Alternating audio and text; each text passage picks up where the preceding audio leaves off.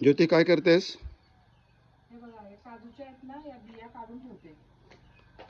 सकाळपासून हे सगळं काम चालू आहे माझं. तुम्हाला दाखवते आज मी काय काय केलंय.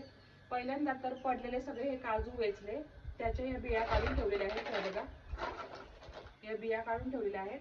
आणि हे ओले काजू आहेत, ते मी हे बघा सोडून घेतलेले आहेत भाजीसाठी. याची मी तुम्हाला भाजी करून दाखवणार आहे.